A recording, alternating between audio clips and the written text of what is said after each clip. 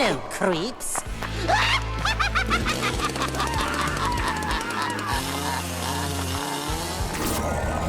All right, welcome back to Fright Night Flicks. You're here with Dan and Darren. What's up, guys? What's up, everyone? Today we're reviewing the 1988 Halloween 4, The Return of Michael Myers. Michael? In this same year, think about what like a banger of a year for horror movies. We had Friday the 13th, Part 7, The New Blood. That's the sleeping bag kill telekinetic powers movie. Yeah, I like that you put that in because I have forgotten every one of those. I know. I have to go and like read a review. I'm like, Part 7. That was a long time ago. You even put that, and I'm still not entirely sure which one that was. Well, remember Tina with the dock where she has the powers that collapses whatever. Yeah, that was really Part 7? Yeah. See, in my head, I was like thinking Part 4. Yeah, I know. It's so bad. But anyways, that came out. Nightmare on Elm Street 4, Dream Master. One of our favorites. The first Child's Play. Yeah. Hellraiser 2 and Phantasm 2. I'm going to be honest, I haven't seen Phantasm 2. I don't know that I've seen Phantasm 1, and I haven't seen Hellraiser at all. Oh, I've watched like 4 of those. That's another series we're going to have to get into, especially because there's a game coming out. Yeah, I think later this year we're going to have to do at least one Hellraiser. We'll just have to dabble. I know you're going to hate it. Let's just be real. Well, that makes me want to like it now, so maybe I'm going to love it. I don't think you'll like it, but we'll watch it. So if you have no idea about the return of Michael Myers, here's a little synopsis. 10 years after his original massacre, the invalid Michael Myers awakens on Hallows Eve and returns to Haddonfield to kill his 7-year-old niece. Ooh. Can Dr. Loomis stop him? Yes, Dr. Loomis and Michael Myers are back. You may have thought they exploded in part 2, which they did, but they survived. Yeah, well, is this a different timeline? Because it's a little confusing because Laurie's not around. Yes, there's a lot to talk about.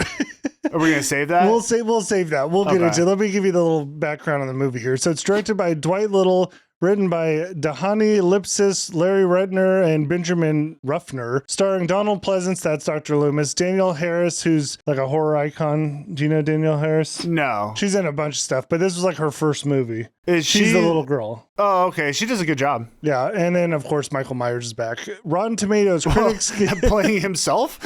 Actually, there's some interesting stuff we'll talk about with Michael because 2 different people played him in this movie, and there's a mask fiasco in the trivia we'll talk about that somebody may have gotten fired for. Critics gave it a 39%, audience a 54%. So audience, I guess, lukewarm, critics not so much. Okay. All right, before we jump in, we have some new members. Meave is back. So welcome back, Meave. And Punk's fingerboards. Is that the fingerboards? Dude, it's funny. I was just showing my daughter about the fingerboards. She wants to get one. I love those. Yeah, those were a hit. Yeah. Those were fun while they lasted. Yeah, but welcome new members and welcome back, Meave. Yeah, we appreciate you guys. Hold on one second. Do you guys love this channel and want some extra content? Go to our YouTube channel, click that join button, become a member. You'll get early access to the podcast, monthly bonus episodes, and access to the exclusive Afterpod. Click that join button, choose the membership that works for you. We'd love to have you. But if you don't have the extra cash but still want to help support the show, we got you covered. Go to Apple or Spotify, leave us a 5-star review. We'll read it on here and you'll help support the show, help us grow. And last but not least, check out FrightNightClothingCompany.com or click the little shopping tab on YouTube. Check out the merch, maybe get yourself something nice. That's enough of me talking. Back to the show. And I'm excited to say we have hit 40 reviews on Apple. Oh, dude, thank you guys. That's awesome. It's been such a grind. It has been a grind and now we're getting to like legit numbers. It's great. I know. All right, so we have a review from Rambo, and Rambo, I believe this is Rambo from YouTube, longtime fan, been on here for a while. Dan and Darren are the Double D twins that will make you keep coming back for more. They always provide hilarious banter and give really great insights into horror movies. Every episode makes me laugh, and I love to hear their takes on horror movies because they discuss things I never thought about or missed. Every day is a great day when these two upload. I recommend their YouTube channel with the same name because seeing their edits, shorts, and interactions are on another level of entertainment. Dude, thank you, Rambo. It's so nice. I always love when they plug stuff in there too. You know, it's like, hey, we'll plug their channel too. Yeah, thank you for doing our job for us, dude. No, we really appreciate it. Thank you. Thank you, Rambo. Appreciate it. And then we have one on the Spotify side from Titan. I didn't know who you guys were until a couple days ago that I stumbled across a couple YouTube shorts that made me laugh. I'm not big into watching podcasts, but this is a podcast I would genuinely sit down and watch. You guys seem down to earth and are hilarious people I want to listen to for an hour or two. Dude, you guys are crushing. Thank you, Titan. Because I don't think we're that interesting. Cut. Let's get into our initial impressions. So, what'd you think about this movie? Oh, man. Well, it's so weird because, yeah, this is the first one Laurie's not in. Well, we're not going to count Halloween 3. That was its own deal, right? Yeah, Halloween 3's, it's a different universe. Yeah, so it was different. I liked the little girl, and it was nice to see Dr. Loomis back, even though it wasn't explained really what happened in the last one. We're probably going to deep dive on how this connected to Halloween 1 and 2. I mean, we're not going to deep dive too much. Basically, they took inspiration off like Halloween 1. They didn't really want to go into a lot of detail on it. I think in the afterpod, we're going to watch like a little bit of behind the scenes-ish kind of stuff. Well, because Laurie does come back. So is this like on a different timeline than the future ones go? Dude, honestly, I really don't know. Like, I think it's the same timeline. But Laurie's dead in this one. Right. It's just later on. This takes place 10 years after the first one. So that but no, I mean, that's impossible, Daniel, because the later ones, Laurie's older. Oh, you're talking about, I see what you're saying. You're talking about the future movie. See, I haven't watched, I didn't even think about her coming back later on. Yeah, no, I'm saying this must have branched, and they must in the future go back and say like, this one isn't part of the other universe. Oh, like, yeah. They must have a split here. Yeah, I don't know. Okay. I don't know. I mean, when we get to those, we'll probably explain how those occur. Because right now I'm just going off like chronological order here, you know? Yeah, I gotcha. No, you know what? To me, it was a fun Halloween movie. It was pretty simple, the story. Michael is just getting out. He breaks free. And the way that happened was kind of crazy. But he breaks free and he just kind of goes on a murdering spree on his way to find the little girl. I enjoyed it, but it wasn't a great movie. And the way Michael looked was odd. His mask was so white, and it almost had a look of arrogance to it. Not so much scary. He looked arrogant to me. Well, the interesting thing, this is the third tallest Michael Myers. Yeah, was it? Well, one of them is. I don't know. There again, it was two different dudes. There was one guy, George Wilbur, was 6'2.5". Oh, well, that's good. We like height with our killers. Yeah. But you know what bothered me? I needed more trap from Michael. Sometimes his shoulders look too square. He's kind of blockish. Yeah, too blockish. There's the shot where him and Loomis meet for the first time again, and he kind of stands there. Yeah, there's something about the physique that's kind of strange. Yeah, you know, and I'm glad you mentioned that because that sparked a memory here. Also, the way Myers does some of the kills, or the way he's kind of coy in the way he's acting. For example, at one point, he's sitting in a chair with a shotgun. It kind of threw me off. It's like Michael doesn't usually do those type of things. Yeah, I like Michael just straight stalking. I don't like him being tricky. Well, I don't know, because in the first film he pretended to be a ghost. You're right. You know what? I'm wrong. That was great. And that was a great move. Yeah. So I think he likes to play little games from time to time. Yeah. Well, I don't know. It was, to me, the story was not great, but it was just kind of a fun watch. Hey, wait. Earl and the boys? Oh, dude. I mean, come on. Dude, I could watch them the whole time. What's going down? Where we going, Earl? We're going to bed. Phone never just rings at a police station. No way. No how. Wake up the sheriff. Earl and the Boys was a great addition. If you have no idea what we're talking about, we got to just save that for the breakdown. I would like a prequel of what Earl and the Boys have been up to for the last few years. They're a little bit of a menace to society. Dude, they're wild. They did some murdering, and not of Michael. Nah. Yeah, this was interesting because they had a little bit of a psychological spin to it, which I'm not really a fan of. You talking about the dreams? The dreams, visions that blur between real and fake. Yeah, because the little girl is having these dreams of Michael, but she doesn't really know who that is. She I guess, knows about him, but she's being almost haunted by him. Yeah, but to me, would she really even know about him? Because if you had children... And there was this, terrible thing that happened in the past. You wouldn't really want her to know about that.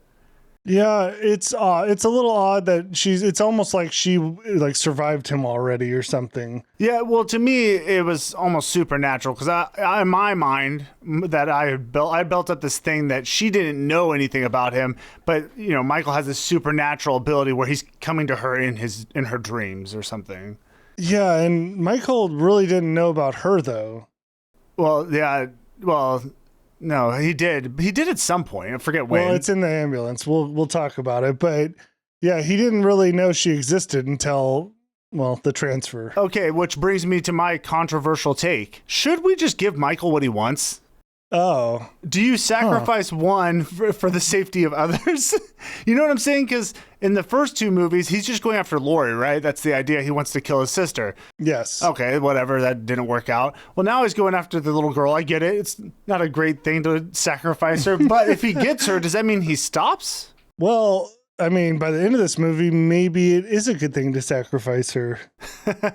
So, dude, that ending's This wild. movie's got a pretty huge twist. And you know what's funny? I watched this. The first time I watched it, I didn't like it at all. But I also had a few drinks and I wasn't paying attention. Yeah. I definitely liked it better the second time watching it. Dude, the funniest thing is you were talking about that last podcast. Actually, I think I cut it from the podcast, so you guys never even heard it. Oh. But you were talking about how you didn't like it. And the funniest thing is I was acting as if I didn't watch it. I had already watched it. I just forgot, which is kind of my negative take on this movie is it is a little bit forgettable to me. So going back to the ending, the thing I don't like about this ending, without giving it away, is I knew immediately when I saw it, it wasn't real. I think we don't need to get into all of it because we'll talk about it at the end. Okay. Because I have a lot to say, but we'll get to it. Let's just jump into the movie. How about that? Well, sure. This all begins October 30th, 1988. So this is 10 years after the events of Halloween 2/1. They all took place on the same night. I don't want to put you on the spot. Was this actually made in 88? I think it was made in 1988 God, as well. it's funny how old these are. I didn't realize how long ago these were made. I know. It's funny because in the behind the scenes, you see like the little girl, Danielle Harris, and she's like a full grown woman. She's like our age now. Yeah. She probably is. I think she's right? older than us. Oh, weird. I don't know, but I have no idea. Sorry, Danielle, if you're not. I don't know. All due respect. Okay, so we see an ambulance that's arriving to the Ridgemont Federal Sanitarium. So they're there to transfer Michael Myers to Smith's Grove. They're going to move him. Not a great idea. It's got to happen. We got to get Michael moving. They got to figure something out. So we meet the prison guard, and this dude, first thing, has the deadest tooth I've ever seen. Yeah, he's a little bit snaggletooth. My teeth aren't great either, so. I did like the casting of this guy though, because he like plays like he could be an inmate of the facility. Yeah, I feel like I've seen him in other movies. Maybe, I don't know, and as like a scary character because he seems off. He doesn't seem all there. Yeah, I kind of plays his role well. You got to be a little off to be a guard in one of these places. I like to see, sure. Yeah. Hell of a night, huh? So they end up taking the elevator down, and while they do, that's where he gives a little bit of the exposition that Myers and the doctor, Dr. Loomis, they exploded, but they both survived. That's basically the whole breakdown of what happened. Yeah, and they're not going to explain it because it makes no sense. If you watched Halloween 2, I mean, dude, they're in a room that just straight turns into a fireball. Michael, it turns into a fireball and falls down and dies. There's no way Loomis would have survived. Well, you can say Michael could survive. That makes somewhat sense in this world. But Loomis, no way, comes out with just like a little skin mark. Oh, well, that's interesting you bring that up because they actually messed with that skin mark a couple times. Apparently, Loomis didn't really love the way it looked. It looked like a fried egg at first. So there's some scenes like when he's talking to that preacher in the truck. Where you'll see it cut back and forth between two different variations. That's really funny because I noticed it. I noticed that it looked different at times because at one point I'm like, this looks awful. And then later I thought, oh, it doesn't look as bad as originally. So that makes sense. Yeah, so Checks out. They changed it, but they didn't like reshoot everything, you know? Or they actually, you know what? I think they did reshoot it, but they messed it up in production or whatever. All right. Post-production. So anyways, in the original script, though, they actually wrote in what happened to Loomis and Michael. They were going to go back and I think they were going to film it like as an explosion where you actually see him get blown out, but they didn't want to, the directors basically didn't want to dive into this. Yeah, I get it because it's, who really cares, honestly? Yeah, they didn't want to get caught up in all that. It's like, let's just gloss over it and move on, right? Sure. So they end up arriving at Michael, and the first thing I saw that I was just like, this is rough, is like, he's only strapped down by like 2 straps. Yeah, and you're right. And there's a guy just kind of chilling next to him. Immediately I'm thinking, man, I feel like no one should be in the room with him at all. Yeah, the security on Michael isn't nearly enough. Now, he's been dormant for a while, but I mean, he's like a full-on burn victim. He's like a mummy. He's like all wrapped up and just like strapped down. Right. But I mean, it's just, you're looking at this like, oh, this guy could get out so easily. Sure. And especially knowing, come on, Loomis wouldn't even let that slide. No, but Loomis seems like apparently he's not around right now. Okay, so we mentioned Hoffman. He's like the medical director. Apparently, he just hates Loomis, wants nothing to do with him. to the point where like what he wishes on Loomis is to transfer, retire, or die.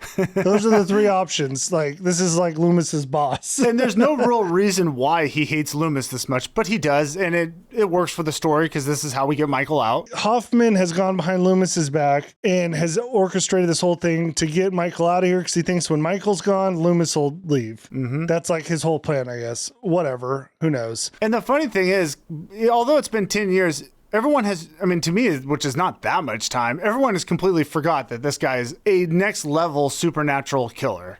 Yeah, pretty much. Like the police have definitely forgot.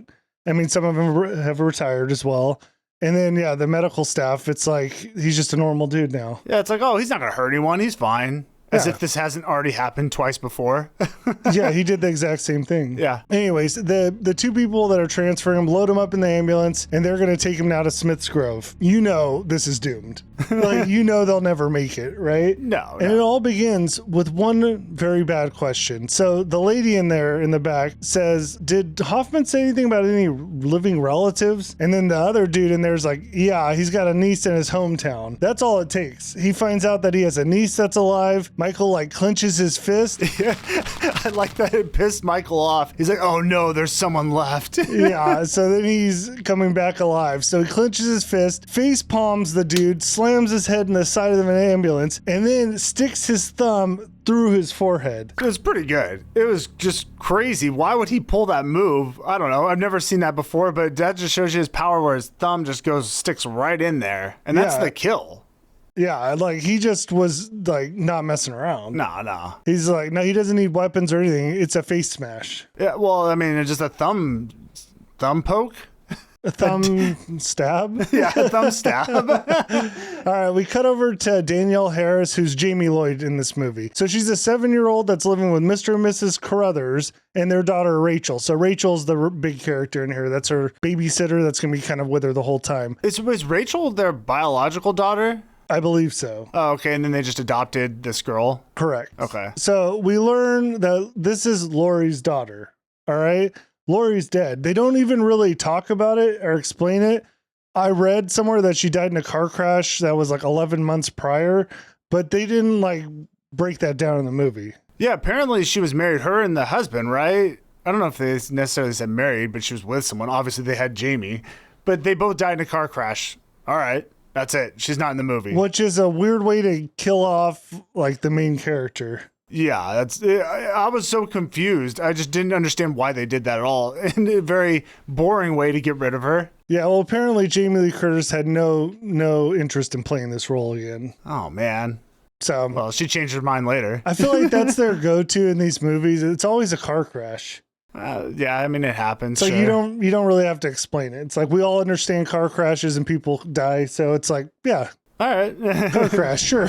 Jamie ends up going to her room, and now there's like a storm brewing outside, and the drapes are kind of blowing in the wind. And I got to be honest, I watched this scene multiple times, and I swear there's a face in those drapes. Oh, really? Like it looked like, I don't know why that looked so creepy to me. I feel like they like superimposed an image over him. Well, I'll show it. I don't remember it. I never saw a face, but okay. Yeah, look at these drapes. Anyways, whatever. So she ends up pulling up a picture of her mom, and it's kind of funny. They have a bunch of photos in there. Some of them are like from the original Halloween, or they have like some little Easter eggs in there too. They're reminding us too of what has happened in the past. Yes. Okay, so she looks through the photos. We get the tie to Laurie. That's how you know it's her daughter. She walks by a dresser, and then there's a flash of lightning where you see Michael's face in the mirror. Ooh. He's here. But it's all just a dream.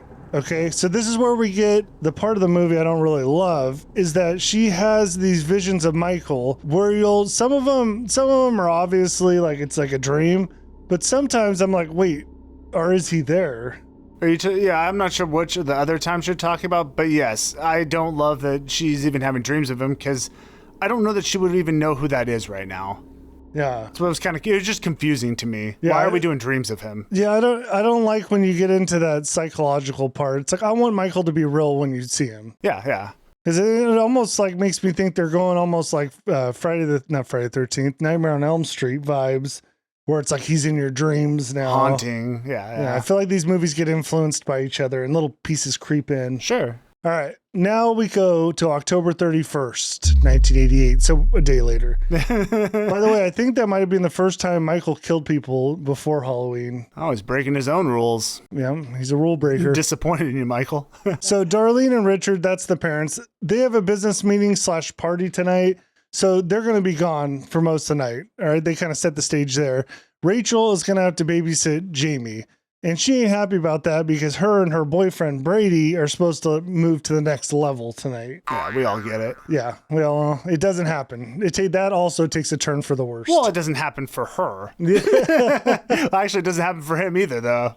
He gets close. He gets real close. I would have loved to see that. I bet you would have. I'm kidding. So we cut over to Dr. Loomis, and this is where we see he has a little bit of, repercussions for being burned alive. Yeah, I mean, again, the fire was very hot and large. Yeah, so 2 things. He's got the burn mark on his face. We already talked about that. But he's also got a pimp limp. Yeah. Does he have a cane too? I feel like he does. He's got a little cane he hobbles around with. Not a bad look. Not a bad look. Yeah, so he's back at the hospital confronting Hoffman about like transferring Michael. That's where we kind of see this was all done behind his back. And obviously it was a bad idea. While they're having this conversation, Hoffman gets a call. Shocking, the ambulance has crashed and everyone's dead. Which I love. Dude, you know what I love about this movie is Loomis has been a surprise to me. I didn't realize how much I would like him. Oh, he's great. He's the heart of the Halloween movies. Absolutely. Yeah, dude, every time he talks, I'm just so interested in what's going to come out of his mouth. Yes, I don't think he had as good of lines as he did in Halloween 2 in this one. No, he didn't. But he did have some pretty good performances. Yeah, absolutely. Okay, so Loomis ends up going over to the crime scene, and that's where the cops are like, there's 4 bodies plus Myers, but at the same time, they haven't identified any bodies, and Myers isn't even in there. So that cop is horrible. An accident. Yes, sir. You believe that? Why should I? How many people in the bus? 4 plus Myers. How many bodies did you find? It's hard to tell. They're all chewed up. Yeah, Totally wrong. Their reasoning is they were all chewed up by, I guess, animals. But it had been not very long. They'd been out there. Well, I don't know if they meant literally chewed up. I think it was like the accident. It was like a bloodbath. Oh, okay. Okay, that makes more sense because I'm like, would animals really be chewing them up already? Not to mention, one thing I found funny, why was there blood all over the side of the ambulance? On the outside? Yeah. Oh, there was? Yeah, I saw blood all over the side. I'm like, why would there be blood outside of it? I think it's just Michael doing Michael things. I guess. Okay, so even after this incident, Hoffman's at the scene as well, and he's like, there's no way Myers would even be able to do this. That guy couldn't even move.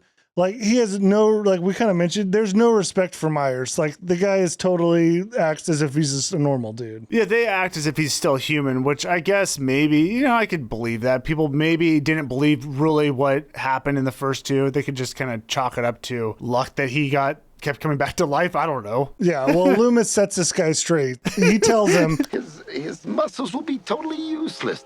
You're talking about him as if he were a human being. That part of him died years ago. Which he's right. He comes off crazy, but he is correct in all these. Yeah, I mean, they should listen to this guy. So now Loomis is on his journey to Haddonfield. But first, we got to stop off at the automotive shop. Now, this is before Loomis arrives, okay?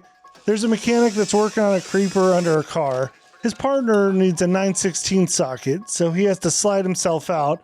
As soon as he does, he comes face to face with Michael Myers, who takes like a big cheater bar, stabs it through his chest, dead. Yeah, it was quick, but I didn't need more. I didn't know who he was, didn't care.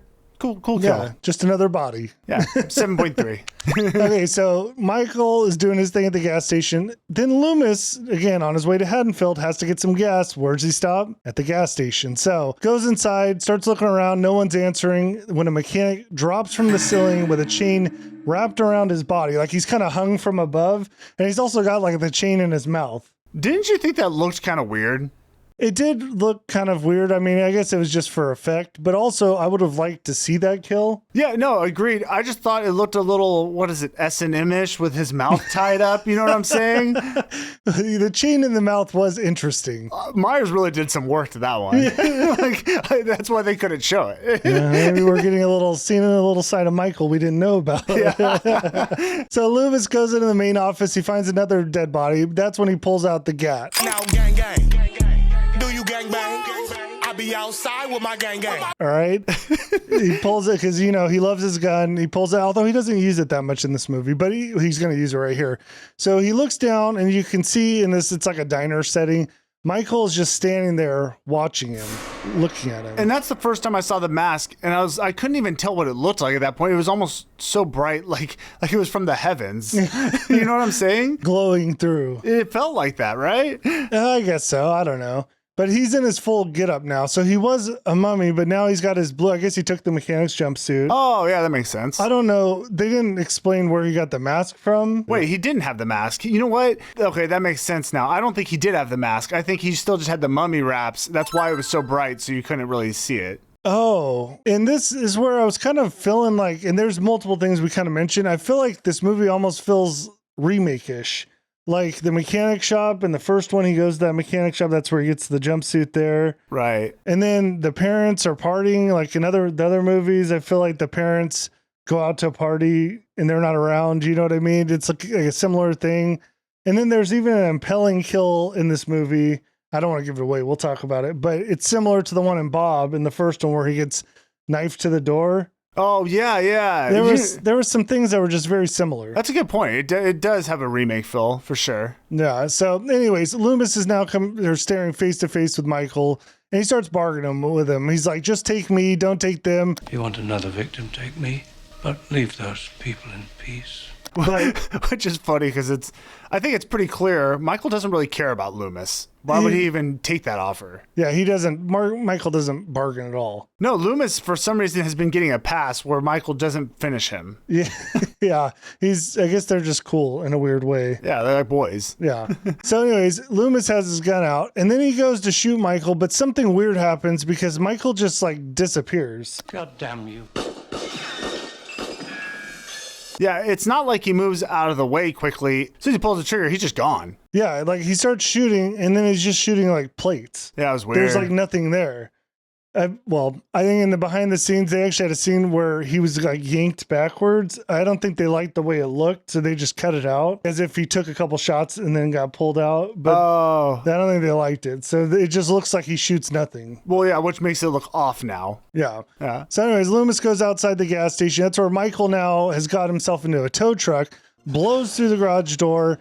Loomis like jumps out of the way. Actually, Loomis fires some shots trying to hit him, but then he jumps out of the way. I feel like he did some one-armed shots too. This guy hasn't learned how to shoot a gun. You know what I'm saying? Like, put two hands on the thing. I don't even know how to shoot a gun, but I imagine that's what you're supposed to do.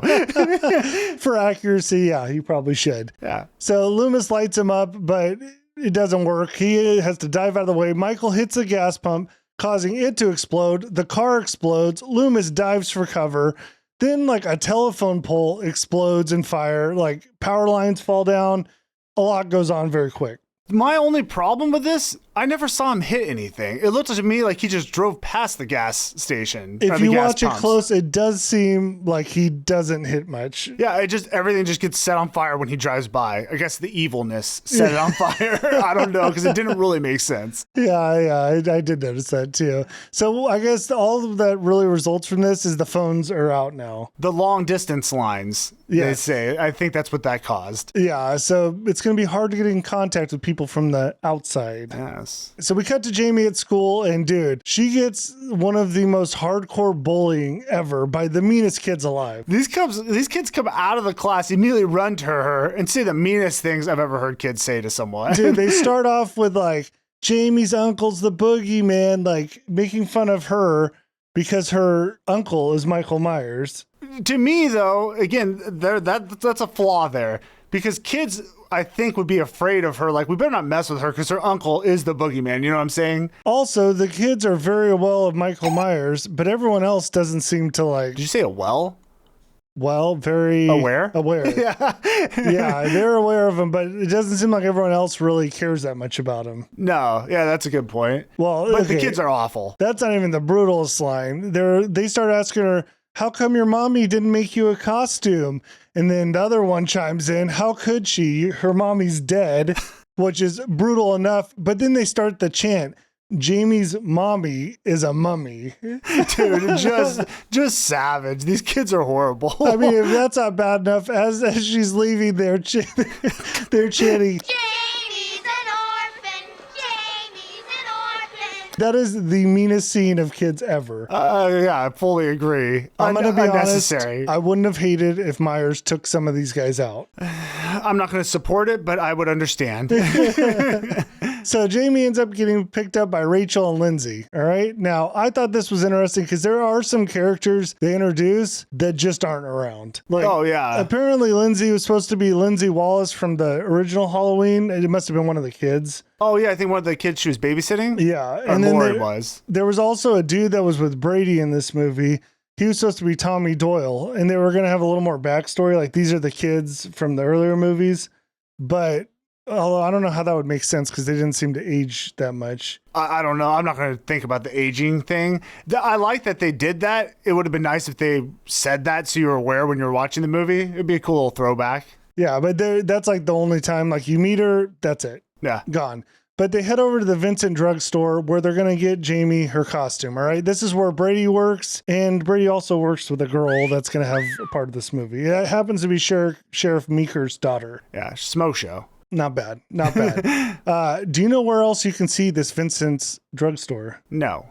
The Sandlot. When Small's on his way to the Sandlot for the first time, apparently this store is featured. Oh, that's funny, dude. We love the Sandlot. That was such a good movie. Well, do you know the guy? What's the guy? Man, I can't remember. What's the girl? Peppercorn? Wendy Peppercorn? Wendy Peppercorn. Dude. Loved her. Check it out. I mean. No, but what's the guy, the kid who did The Great Bambino, the funny little kid? God, the redhead kid. Yeah, I can't believe I've forgotten their names. It's been so so long. Now that you did that, I'm never going to be able to remember it. No, but he has a TikTok and he's hilarious now. Oh, seriously? Yeah, he's really funny. Oh, he's still doing it. Oh yeah, no, his TikToks are really good. Oh, I feel like the character he played is similar to himself. Like he's a funny guy. I like it. Check him out. Let him know we said what's up. So Jamie's at the drugstore. She's looking for a costume. One thing you notice, there's a Myers mask on the wall. Yep. So I take it this is where he picked up his mask. Well, we'll get into it because they kind of show something. Again, it's between like real and fake. I don't know what's real anymore. Okay. So what you need to know is she picks out a very creepy clown outfit, which looks very similar to the one Michael wore as a young boy. Oh, that's interesting. You know what? I thought I had seen that before. It makes sense now. Yes, that'll kind of tie in together here. All right. So now things start to happen. So Jamie's looking at herself in the mirror, checking out the outfit. When she has like this vision, and I couldn't tell, I mean, it's like, is this a vision or are we seeing it in the movie where Michael grabs the mask? So it's almost like at times, I don't know if she's seeing what happened in the past or if this is like a fake thing she's seeing, or we're supposed to be seeing as the viewer Michael grabbing a mask. I just thought this really happened, but it doesn't make a ton of sense because he goes to try to grab her too, right? Are we going to talk about this? Well, yeah. So she's looking in the mirror. She has a vision of Michael as a boy where he's holding the butcher knife in his outfit. Then Michael appears, swipes at her, knocks her down into the mirror, breaking it. Right. So, but it's then the weird thing is after like she gets up and leaves, in the glass you see Myers. Yeah, so after he swipes her, she falls down. She screams. Everyone gets alerted. They come pick her up and they leave. But yeah, you see Michael seems to really be there, at least in the glass shards, which it would make sense that's where maybe he got his mask this time. I feel like people would be afraid of that. Of him? Yeah. Yeah, but I don't know that anyone saw him. I don't know. And then also, it's like he's that close to the girl. He could have easily killed her there, too. I don't think he was really there. Okay, maybe not. I don't know. Let us know in the comments what you think. I'm unsure on that scene. Which is the problem with the scene. We don't even know what happened. Yeah, that's why, because when you start playing the psychological games, it messes with your brain as a viewer. Like, I don't know what's real and fake anymore. Right. Okay, so now Loomis is hitchhiking on his way to Haddonfield, all right? Because his car blew up. He can't get there. He's walking. That's when a car full of cheerleaders pull up. Dude, I don't know why I love this scene. It's one of those, it's just like unnecessary. The kids in this town are mean. Yeah, right? Poor Loomis, you know, he's got burned up not that long ago. I guess it was 10 years ago. He's an old man with a cane walking on the side of the road. Just asking for a little assistance, and here comes a group of cheerleaders and a guy. Yeah, and they're like, come on, old man. Come on, old man, let's go. come on, get in. And well, as soon as he gets close. Well, Loomis is trying to go as fast as he can, but he can't move fast. He's got the limp. Yeah, well, they burn out and leave him in a cloud of dust. Can't believe they did my boy like that. Yeah. Well, I'm glad they did, because this is where we meet Reverend Jackson. There's some characters in this movie. Which I like that. That's what makes it a fun movie, because if they didn't have these characters, I wouldn't have liked this movie probably nearly as much. I wouldn't have. Yeah, it's got a little camp to it. Yeah, There's a little touch of camp in here. Oh, for sure. So Reverend Jackson's a God-fearing man here, okay? Yeah. But he seems to come on like some hard times. Like he's in a preacher's outfit, but it's like kind of tattered, and he likes to drink. Yeah, he's the typical drinker, maybe an extremist, believes in conspiracy theories, I'd imagine. Yeah, well, he seems to know exactly what Loomis is up to. So he goes on a little bit of a rant too. He goes, "You're hunting it, aren't you? The apocalypse, end of the world, Armageddon. It's always got a face and a name. I've been hunting the bastard for 30 years. Come close, but you can't kill damnation. They don't die like a man dies." Yeah, I'm curious what he's hunting. So, yeah, I thought maybe it was a metaphor for alcohol. Like, it seemed that way, but it also did seem like he's been in the shit, you know? Yeah. I want to see that movie with him. I don't know. The little backstory on the Reverend Jackson? Yeah. Anyways, they end up taking some swigs off the bottle. Now, the funniest part is this dude is like singing these old like Bible hymns. Yeah. And he's like really getting into it, right? Yeah, I mean, it was wacky. Yeah, but you see Loomis smile, and I believe it's the only time you ever see Loomis smile.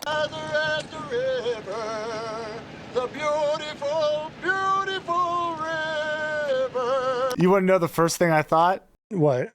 Loomis is home. This is his home. This is where he needs to be. Like, he finally found someone that understands him. You know what I'm saying? Speaks his language. Yeah. Oh, that's so good. All right. So later that night, Jamie's parents, they go off to their party. Jamie and Rachel now are out trick-or-treating. With everyone gone from the house, that's where Myers sneaks in, finds a picture of Lori, and then like another one of, it might have been him as a kid. I don't know. What I do know is in this movie, they show you a lot of Michael's hands. They do, and it's kind of a veiny-ish hand. It's like a burned up, I think it's a burn hand. Oh, okay. Because like, I mean, we start off with a hand kill, and then they're showing hands here. There's like when he grabs the mask hand. Even when he was sedated in the, I don't know, hospital prison thing he was in, his hand fell and you saw a picture of the hand. They're very into the hand play. Yeah, lots of hand action But here. I didn't like him looking through the photos. It was too much. It was like on the nose, if you want to say it. It just didn't seem like something he would do looking through the photos. I guess what you're seeing is he's piecing everything together, but it's just kind of lame. Yeah, I don't know if I love him looking through photos either. Nah. All right, well, Loomis ends up going into the sheriff's station, and he's looking for old Sheriff Brackett, but he's retired. And it's funny, the year he retired, it's the year of the first movie. So he retired right after that? Yeah, he was done, which honestly, after something like this, I might be too. Yeah, I need a career change for sure. Maybe just retire, enjoy life. I mean, who's really ready to handle this type of madness? Loomis. There's one man. All right, so we meet the new Sheriff Meeker. Loomis explains Michael's escaped. He's back to kill Lori's daughter. They don't believe him. And that's where Loomis gives like an epic rant. He just turns it up a notch and goes off, and I loved it. 6 bodies, Sheriff, that's what I've seen between here and Richmond. I tell you, Michael Myers is here in this town. Yeah, that's when he's in his element. And that's what we love about Loomis. He gets, which works because it gets the cop to be like, you know what? I think this guy might be onto something. Yeah, so Loomis and Meeker, they're going to go and try to find Jamie and protect her now. Jamie and Rachel, again, trick-or-treating, but Michael's already onto him. He's stalking him as they're going around. So you see his whole standing in the background watching, you know? Did we actually see Michael? Again, because there's times where there's people that look like Michael. Okay, that's controversial because we do have some people that look very similar. Yeah, I wasn't certain if Michael was really already there, but maybe so. I'm going to say he was. I just got to mention, that's why I love these movies, the Halloween night, the trick-or-treating, the neighborhoods. It's just a cool atmosphere to be in. Yeah, they set the scene well. Yeah. So they end up at the house where the girl from the drugstore, I forgot her name, but she's the one that works with Brady. Yeah. It's Sheriff Meeker's daughter. They end up at Meeker's house. Now, the problem is Brady's there, and he's with the girl now. Yeah, so the Jamie's doing the trick-or-treating, but in the background we see Is it Grady or Brady? Brady. God, I couldn't understand. The whole time I kept flipping. I wasn't sure which one it was. But yeah, Brady's in there. He's already moved on. Yeah, which obviously Rachel gets pissed. He comes out to like try to salvage this whole thing. But basically he just tells her like, hey, you kind of blew off our date. Well, she had to because she had to babysit. That's enough for Brady to move on to this other girl. Sure. High school love. Yeah. Fickle thing. So while Rachel's dealing with this whole drama with Brady, Jamie just sneaks off, or she just ends up going about trick-or-treating. So we have a split up. Here's where we cut over to the local watering hole and we meet Earl and the boys. Yeah, I take it for their usual drink. Late night drink. Yeah, so this is a bar full of like good old boys. You know what I mean? They're all just getting hammered, watching whatever on TV. And I get the feeling that Earl and the boys are hunters. Yeah, by nature. Yeah, they're like, this is like backwoods people. Yeah. You know, so they end up seeing a news report that comes on TV saying all the businesses are going to shut down. To which Earl's like, wait, that's not normal. Calls up the cops. They don't answer. Now he's like, we got to figure this out. Take it into our own hands. Yeah, let's all take a couple swigs, go get in the trucks and start driving. What could go wrong? What's going down? Where we going, Earl? We're going to bed. Phone never just rings at a police station. No way. No how. Wake up the sheriff. Yeah, I do love the touch where they also have the guys that are standing in the back of the trucks. Oh, yeah. It's just country, dude. So they're on the hunt. We'll cut back to them in a little bit. Now, Sheriff Meeker and Loomis, they arrive at Jamie's house, and that's where they find the poor dog has been... I think this might be Michael's first animal kill. No, actually, it's not. I think it's the third dog to go in the franchise. Really? Yeah. Oh, I don't even remember him taking out an animal. I don't really remember it either, but I did read it's the third one. Well, I'm glad you corrected me. Yeah. So Michael's obviously been here. The cop, Sheriff Meeker's basically like takes one officer, like, here, you wait in case they come back. We're going to continue on with our journey. So they're going to try to find Jamie. Okay. Yeah. Now we meet Buck the electrician, who's trying to fix the phone lines. Also, fun fact, Buck, I believe, was like a special effects designer or something. He put his name on the guy. He like tries to throw himself in the movies, you know? Oh, that's funny. So his name's Bucky. Anyways, the problem is Michael arrives. So the guy's like, don't try any Halloween shit on me. But he makes a fatal error. He turns his back on Michael, to which Michael picks him up, launches him onto electrical coils, frying him and killing the power to Haddonfield. Yeah, a 2-for-1. You got rid of Bucky and you now destroyed the power. Yeah, so it's going to be dark for the rest of the movie. Yep. All right, back with Rachel. She's wandering through someone's property. It's funny because she's looking for Jamie, but it's almost like she's walking through people's backyards and stuff. Well, dude, this is where it turned into like a dream because I had forgotten how they even got split up. And I was like, what is going on? Because now everyone's off the streets. No one's trick-or-treating. She's just alone walking in the mist. Yes, true. Yeah. Yeah, and it's very misty. Well, in that mist, she sees Michael walking towards her. So now she's being hunted. Which is funny, though. Why would she be afraid of that? Because it's Halloween. Yeah, he's pretty menacing looking. He doesn't look like a friendly trick-or-treater. Yeah, he does just stare. So, okay. So she ends up jumping fences, ends up linking back up with Jamie. They embrace as Loomis pulls up with Meeker. So now we have the group together. Meeker, Loomis, Jamie, Rachel. They get in the car, and that's where Loomis spots Michael standing next to a bush, just watching. Knowing Loomis, he jumps out with that gun, and he's ready to fire when we spot another Michael, and then another Michael. There's multiple Michaels here. Thankfully, Loomis doesn't fire because these are kids playing a prank. Hey, don't shoot! Oh, that was great. You thought it was me, didn't you? Sheriff! A very dangerous prank. I mean, they just so happen to be out and around this vehicle. Like, why are they even there? It's a dangerous game to play with police. It's a horrible game to play, especially. But see, they don't know. No one knows that Michael's escaped, I don't believe. But, I mean, even to dress as Michael and to run around, I mean, this is a murderer.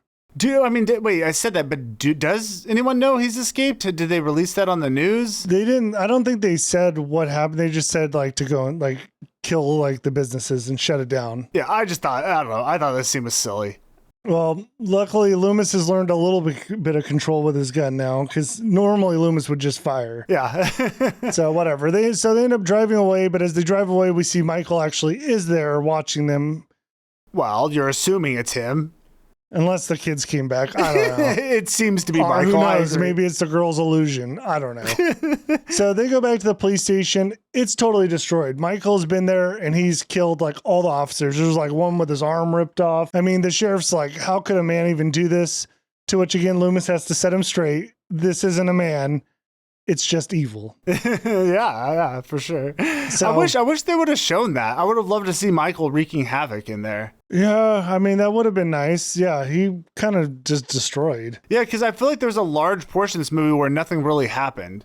I mean, things are happening, but not really with Michael. I don't really know what he's doing. Yeah, you see a lot of the aftermath. Yeah. Okay, so just as Loomis and Sheriff Meeker are walking out of the station, Earl and the boys roll up. This is where Loomis lets them know Michael's back and basically recruits them to be part of the hunt. Sure. Because, I mean, let's be real. There's not too many cops left. He just took like most of them out. Yeah, at this point, I don't even know who's alive. It seems like there's only 2 cops, and they're going to be with Jamie the whole time. Yeah, that's pretty much it. Yeah. So back at Jamie's house, that cop that was there, here's what happened at the station. He abandons his post, gets in his patrol car, takes off. The problem is Michael is now in his back seat. That's always a problem. Yeah, so he's actually going to take Michael to Jamie. You know what's funny? I didn't even realize that's how he got there. Oh. So Michael was just chilling in the car? How did he even get there? He just hid in the back seat. He's done that before. I mean, he's pretty big. It seems like it'd be hard to miss, but okay.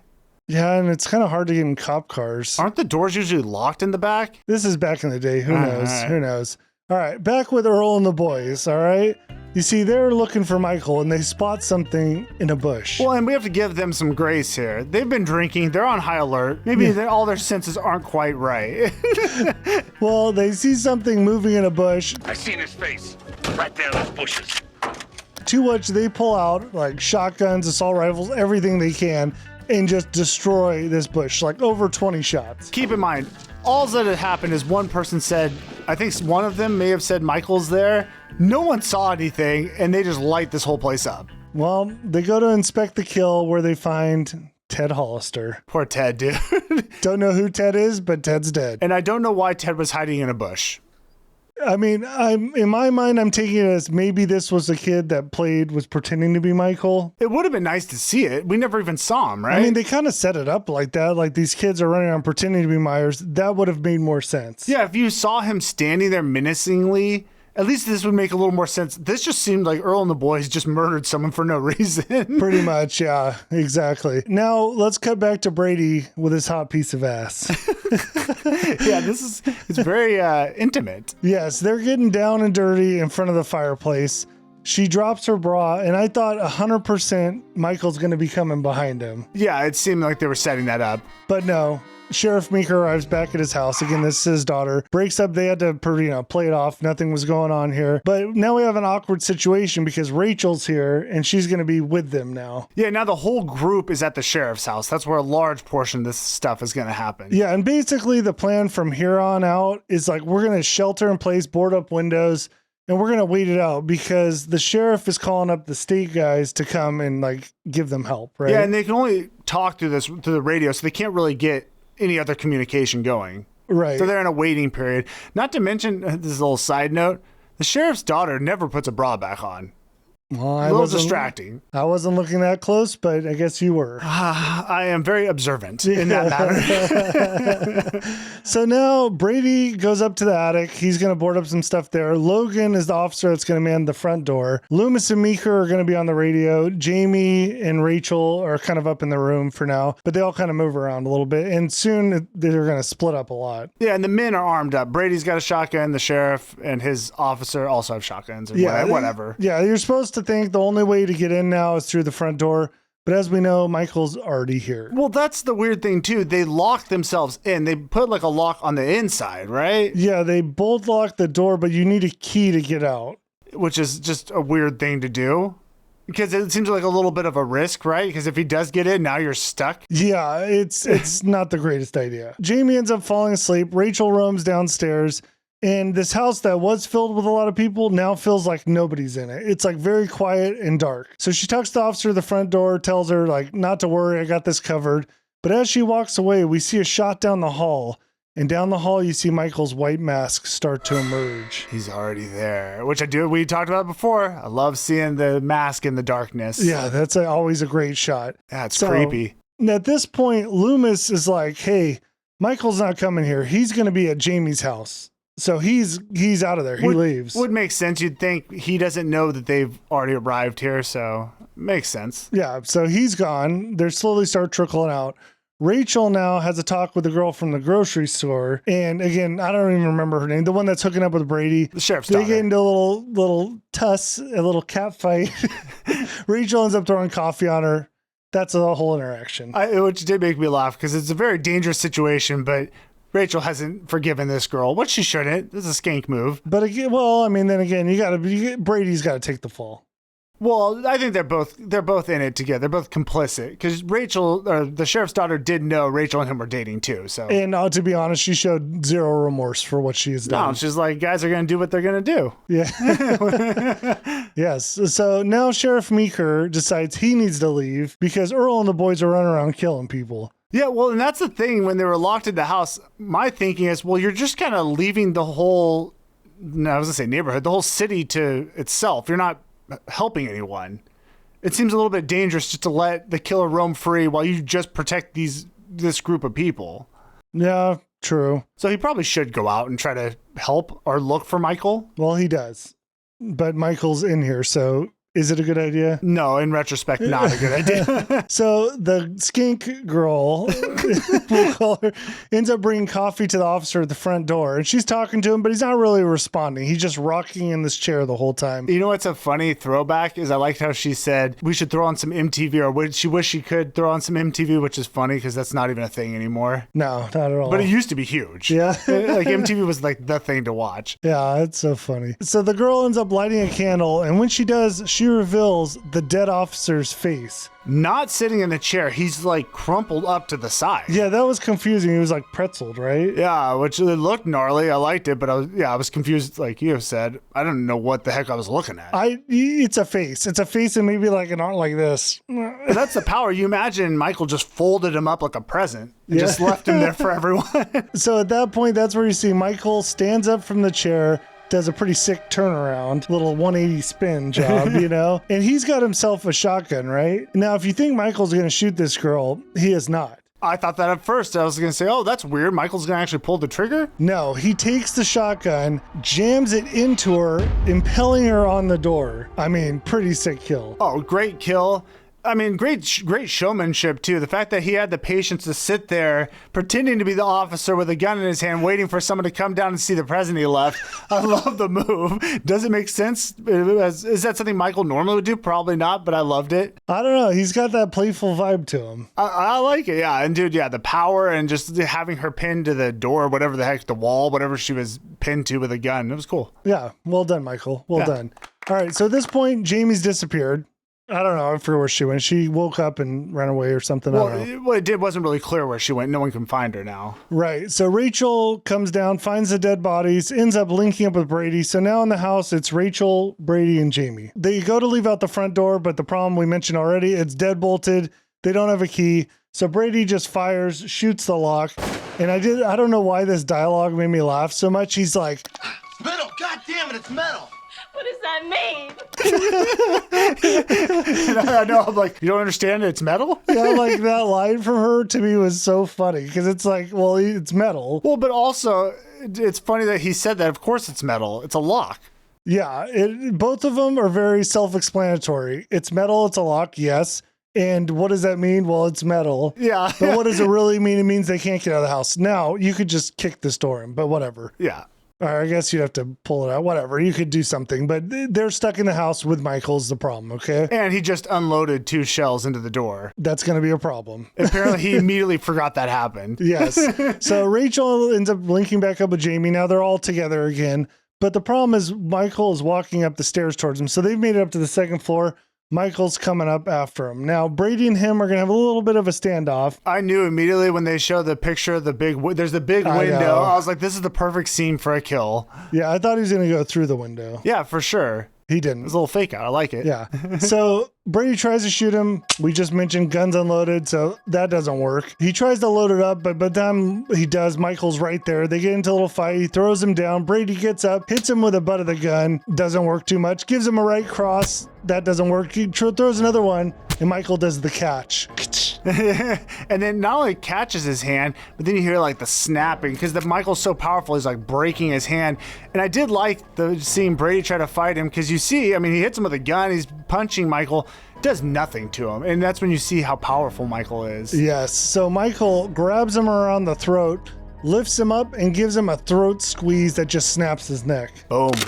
Brady's gone. I mean, dude, you know, it's a horror movie. You had to die. You cheated on your girl. I mean, yeah. Well, although he didn't seal the deal, I mean, that would have been 100% death if they sealed the deal, but he was made as a little bit of a tool. Yeah. You don't live through that. No.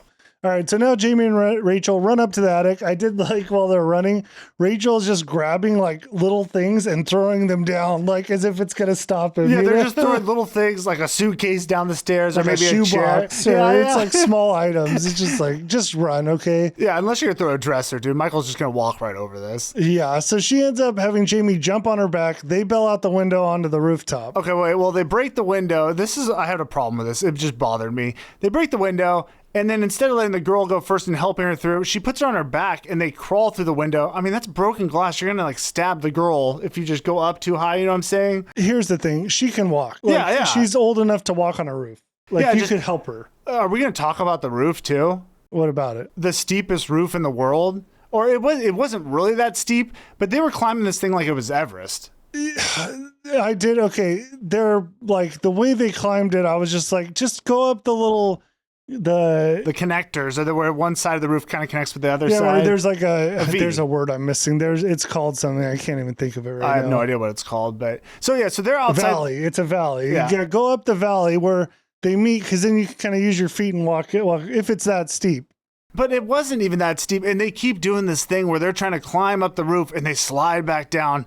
Just unnecessary, and I just was not buying it. You could climb up the roof pretty easily. Yeah, well, this whole roof thing doesn't go well because Michael ends up on top of it. At one point, Rachel rolls down and hits the chimney. This ends with Jamie rappelling through a phone line. Dude, so stupid. Well, first, before that, they were on the peak of the chimney, and then Jamie... peak of the roof. Peak of the roof. And Jamie didn't want to go down, and Rachel's like, just go, and shoves her down, which made me laugh. I want you to get down to the chimney, Jamie. I can't! Well, try, damn it! Then Rachel wraps a wire, I guess I don't know what, a telephone cord or I'm a gonna cable say it's wire. A phone line. Yeah, and then repels Jamie down. It's like, what is going on? Yeah, it gets chaotic because then... Well, and Michael's there the whole time, so you didn't really have that much time to set this up. No, not at all. And yeah, most likely that wouldn't have worked. Anyways, so now like Jamie's hanging off the side, and then Rachel falls off, hangs onto the gutter, but she ends up falling 2 stories down onto the grass. Somehow, I forget how, Jamie gets off that line and she's safe. She's on the ground, goes to Rachel, but she thinks Rachel's dead. So she takes off. Well, I don't know if she thinks she's dead, but she sees Michael coming and you got to make a decision. And then the right one, she just got to run. Yeah, Rachel's not dead, just knocked out for a minute, all right? So now Michael's going after Jamie, but Loomis shows up first, grabs Jamie from the street, and he wants to take her to the schoolhouse. I don't understand this scene at all. Yeah, why do you think they'd be safe at the school? Like, we already know Michael goes back to schoolhouses. I don't know why he went there at all. I think it has to do with the alarm. So they end up going to the school. Loomis shoots off the door lock. Him and Jamie go inside. Now you have an alarm going off, but I think that was Loomis's plan, maybe, that the alarm's gonna go off and the cops are gonna find them. But to me, it's like, well, you also just set off an alarm. Michael's gonna know you're there. And it's like one of the places Michael is known to return to. Yeah, plus I don't want to be in a school. If you're not familiar with it, it's just a lot of doors, a lot of places Michael could be hiding. Yeah, well, it doesn't last long. Michael shows up pretty quick, grabs Loomis, throws him through a glass door. Chose not to kill him. Just interesting. True. Okay, by the way, there's a shot of Michael here in his mask. He has blonde hair. So this was the original mask, I guess, chosen for the film. They decided to go with brown. There was like a whole mask. There's a lot of mask issues. There was a mix-up. So they shot a lot of scenes with this blonde hair, but then they're like, this doesn't work. He doesn't have blonde hair.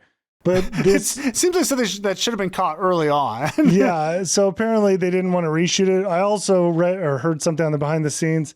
that the director just thought like it got overlooked. Like it was a late night shoot and that someone grabbed the wrong mask. Well, why would that mask even be there? Because it's the original mask that they got. They modified it. Oh, okay, whatever. Yeah, but again, to my point, I just didn't like the mask, any version of him. Yeah. Well, side note, there's also a construction paper cutout of Michael Myers on a door on the second floor, just as Loomis and Jamie are going up the stairs. There's a little cutout of Myers, a little Easter egg. Oh, that's pretty cool. So Loomis is down and out for now. Michael ends up jump scaring Jamie, causing her to fall down the stairs, and he ends up getting over to her, grabs her leg, is about to pull her out when Rachel shows up with a fire extinguisher, blasts him, gets Rachel from him. All right. Now Earl and the boys pull up. They have thoughts. They're like, we're going to take care of this. But luckily Rachel talks about it like, hey guys, maybe you should just go home and relax. Let the cops deal with this. And they are like, okay, good idea. Yeah, you're right. That was horrible. We made some mistakes tonight. We already killed one person. We'll just move on. So now they're driving away on the highway. Well, we got to say, so the Earl and the boys now are going to transport Jamie and Rachel. They're going to be their protectors. And the idea is we're going to get out of town. Yeah, so we got Earl driving, Jamie and Rachel in the truck, and then there's 3 dudes in the back with guns. Yeah.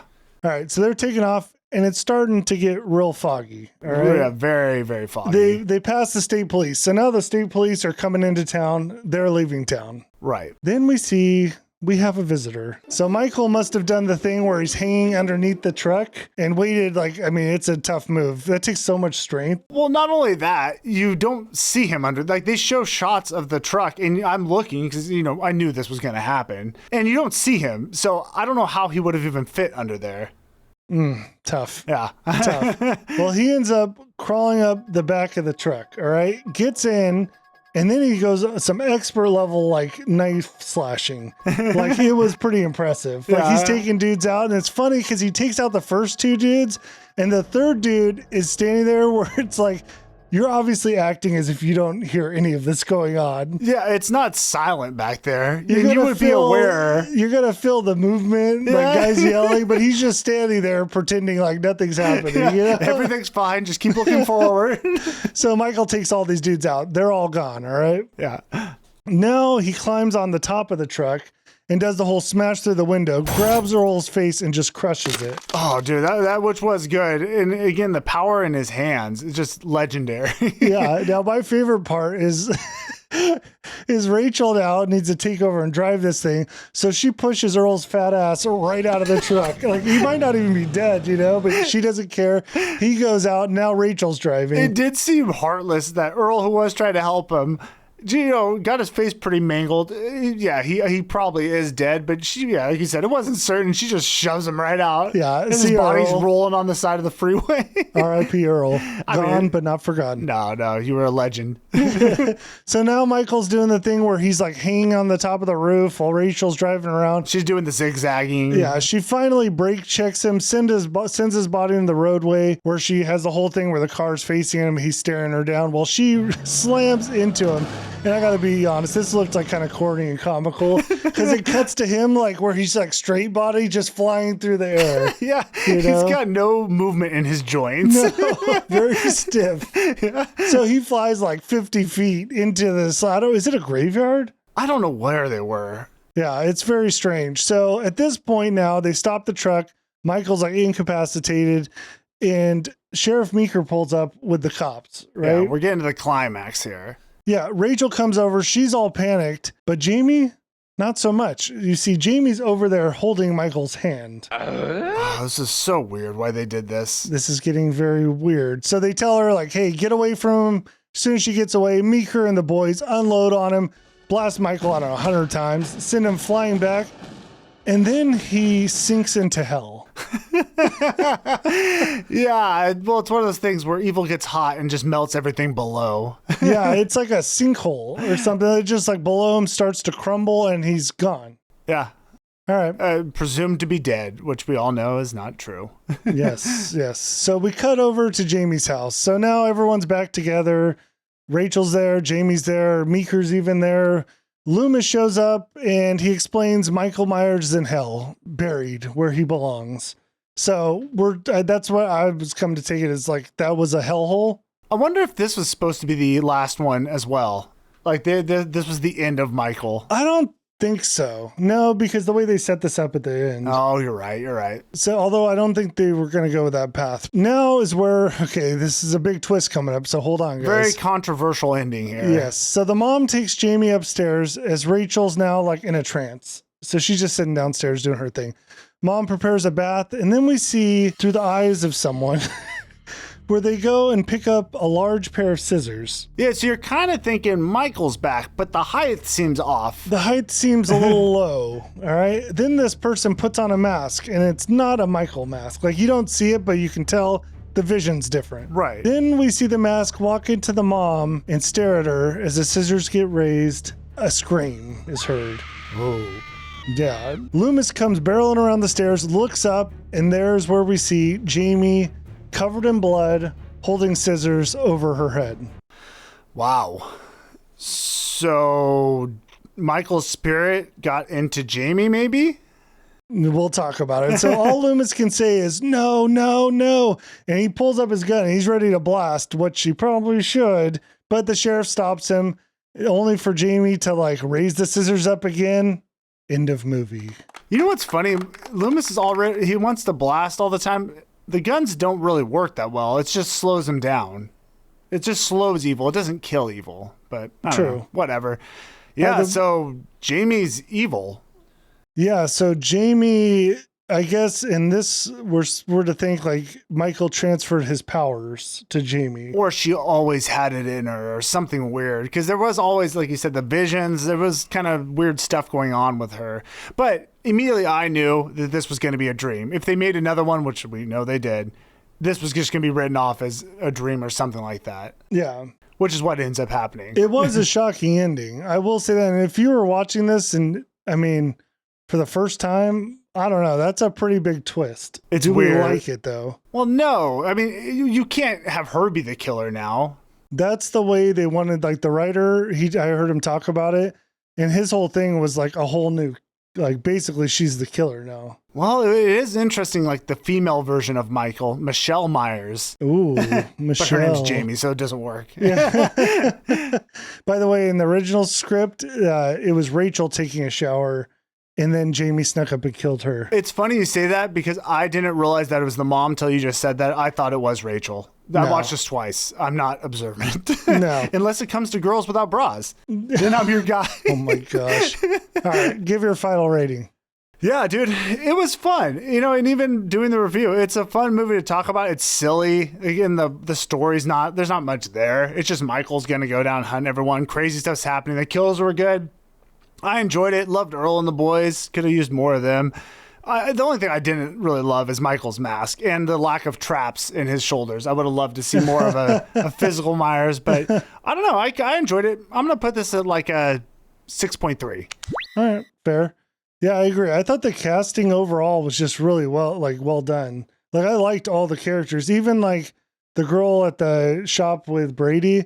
I thought they played their characters really well. That's a good point because we've watched a lot of horror movies, went through all the Nightmare on Elm Streets, and I don't need to tell you our backlog here, our history. But there are some of those movies where there's characters you just don't care about. These ones, I liked the characters they brought in front of us. I did. They had good personalities. Meeker was cool. The Reverend was cool. Making Grady a dog. The sheriff's daughter was also kind of a dog.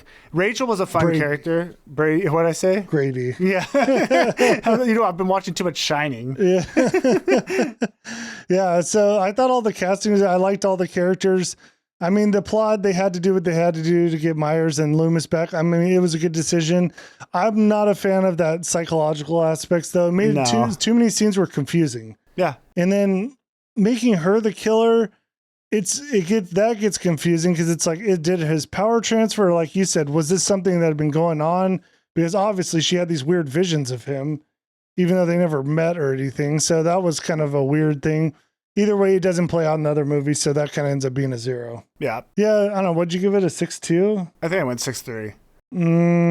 I'll go 6. Still below 6.6. Okay. I liked it. We can do the same number. No, we can't. So, we need to score these early so then we don't go off each other's scores. Oh, then we like reveal it? Yeah. Maybe we'll do that. But I kind of like to do it in the moment too. I don't even know my score until we do this. Yeah, and sometimes if I want to go against you, like you score too low, I go overly high. You know what I mean? Or vice versa. Well, and honestly, when you talk through it and you go through some of the fun parts of the movie, it changes my score, or maybe some of the boring parts. But this one moved it up. I was going to go 6 flat. And then after talking about it, I was like, oh, this actually is a lot more fun and a lot more campy than I remember. All right, we'll give it 6.3. Yeah, I know. There's some behind the scenes. Yeah. All right, let's get into a little trivia. So in the original script, Meeker was killed in the basement, knocking over the furnace, causing a house fire. So another reason why they were on the roof, and the writer wanted like flames coming up. Probably budget reasons they couldn't do that. Meeker was the sheriff? Yeah. Oh, okay. By the way, that whole film spot, when they did on the roof, they actually built a roof that was like 6 feet off the ground. Oh, that's funny. So interesting. So Danielle Harris, who plays Jamie, in order for her not to be scared, George Wilbur, who played Myers, during some of it, he would lift his mask and stuff and show her like often like, hey, I'm just a dude, you know? Oh, that's nice. But it's also like, hey, for the movie, maybe keep her scared. You know? No, but that's nice. Danielle Harris sold that clown costume to a fan. Oh, man, dude, I'd love to have that.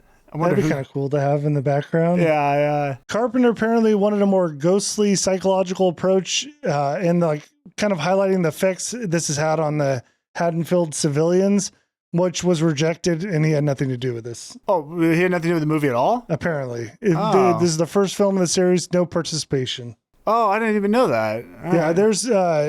I'll talk about it here in a second. He sold his rights and stuff. So the mask drama, I mentioned it a couple times. So the producer wanted to alter the mask at one point during filming to make the eyes like bigger. The problem is Horn, who I guess was the designer, he refused because he's like, hey, if I do that, it's going to be like fresh glue, which means the actor is going to be breathing that in, making him pass out and die.